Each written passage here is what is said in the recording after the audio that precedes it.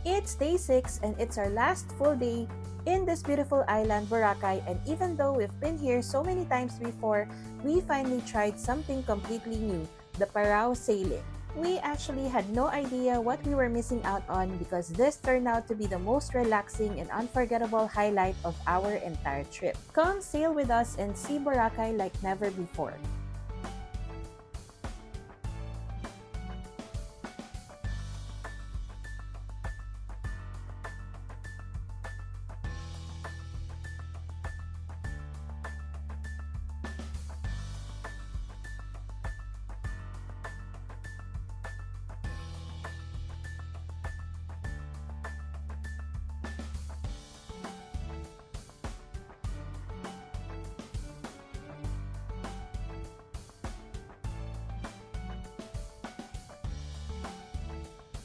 Hi guys! Welcome back to another vlog.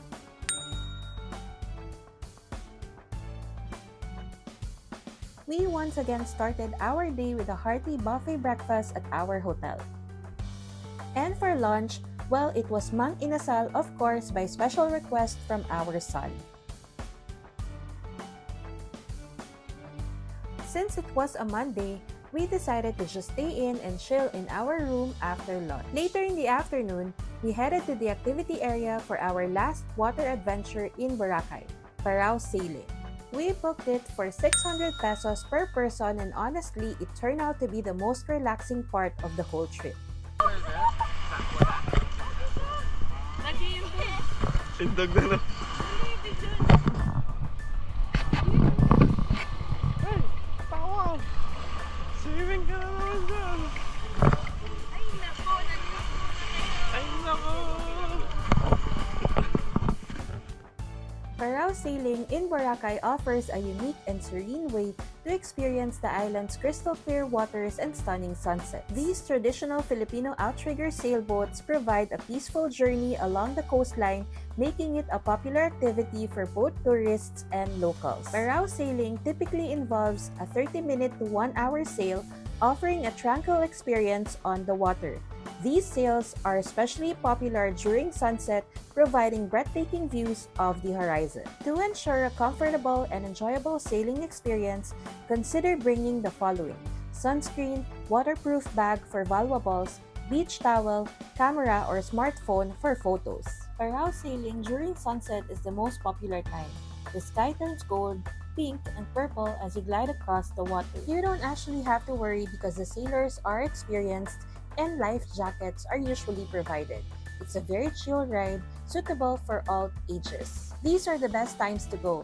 First is the sunset sail, usually between 4:30 p.m. to 6 o'clock p.m. You can also go in the morning or midday sail because it's less crowded and great for clear photos and cooling off. And last but not the least, it is best time to go when it's season, best between December to May, during dry season when waters are calmer. Just please take note that prices can vary depending on whether you book directly on the beach, through a hotel or tour operator, or online in advance. Paraw sailing in Boracay is more than just an activity. It's an opportunity to connect with nature and create lasting memories. Whether you're seeking a romantic outing, a family adventure, or a peaceful retreat, this experience offers something for everyone. This was truly a highlight for all of us on this trip, and when we return to Boracay in the future, this experience will always have a special place on our bucket list.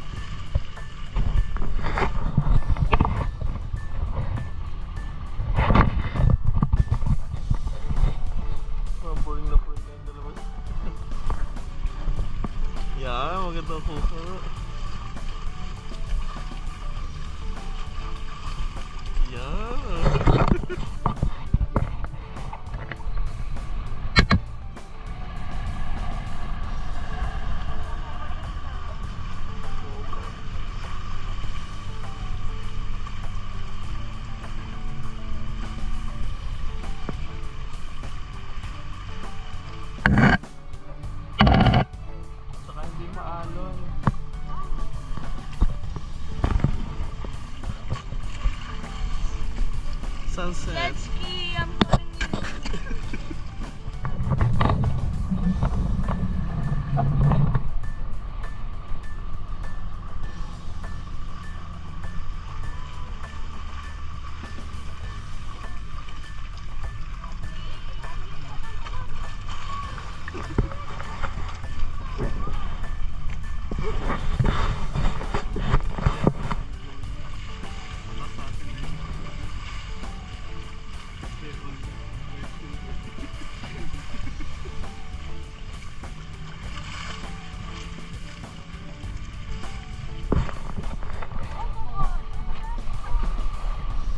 Hey, tingin.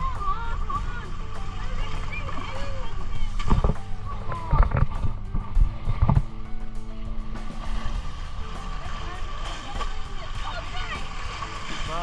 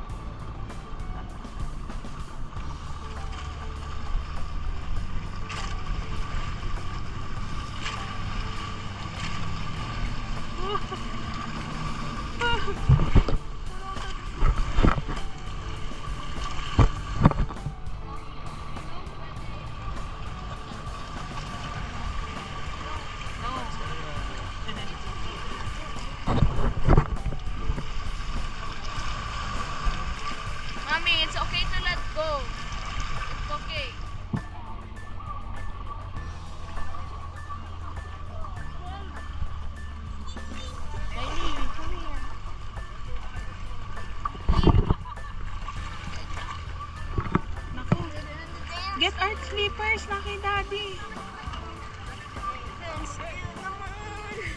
Ay, nabasa yung towel.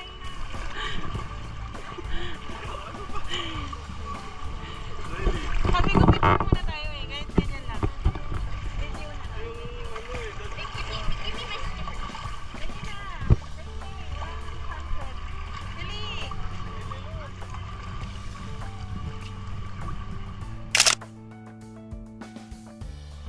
Injury na naman? Tingin? Saan na naman galing? I don't know. I only noticed it when I woke up. Kay patawel. Hindi. Sige na nga. Oo nga, kasi nga hindi mo sa gym motor.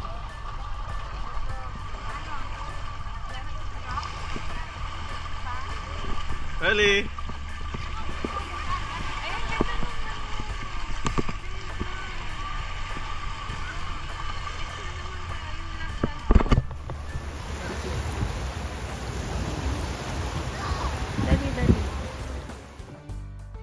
And just like that, we were down to our last sunset here in Boracay.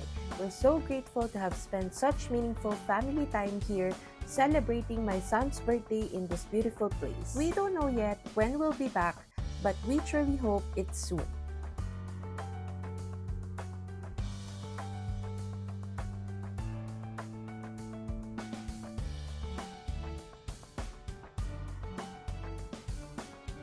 The following day, day 7, is the day we leave the island. There's a quiet sadness in the air, knowing we have to say goodbye once again without a clear promise of when we'll return. But even as we leave, our hearts are full of memories, moments, and the magic of this place will carry with us always.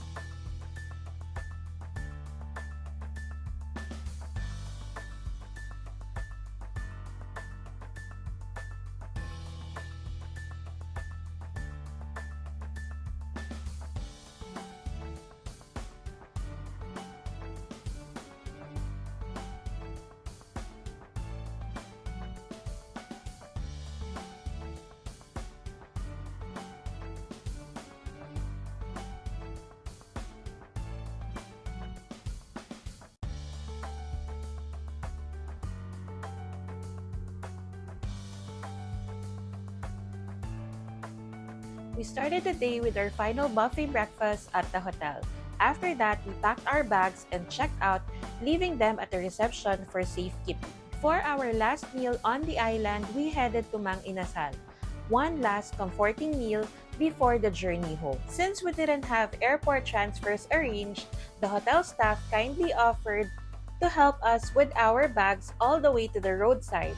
From there, we caught a tricycle and paid 150 pesos for the ride to Cagban Port. At Cagban Port, we paid a terminal fee of 150 pesos per person plus a boat fare of 50 pesos each. With that settled, we were off, heading across the water to Caticlan Jetty Port. Our flight today was Cebu Pacific Flight 5J906, scheduled to depart at 5:05 p.m. and arrive in Manila at 6:20 p.m. Even though we were a bit early, the airport staff let us check in for our flight right away. After clearing security, we got all settled in. We are so thankful for this trip. It's our first beach getaway since February 2023, and we truly enjoyed every moment. The friendly staff at Boracay Uptown Hotel made our stay even more pleasant. This trip truly reminded us to always unwind, reset, and connect with nature once in a while. Boracay has always been our go-to beach destination, and after this trip, we know we'll be craving more of it. It's like I always say, the real magic isn't just the destination, but the company you keep on the journey. I'm incredibly grateful to always share these trips with my husband and son. They make every moment so much fun. Just a quick recap of this incredible trip. We reveled in Boracay's beautiful sunsets, savored the famous oyster sisig and 4 cheese pizza, and got our adrenaline pumping with jet skiing and ATV rides. We also enjoyed relaxing Paraw sailing and immersed ourselves in Boracay's vibrant flavors and nightlife.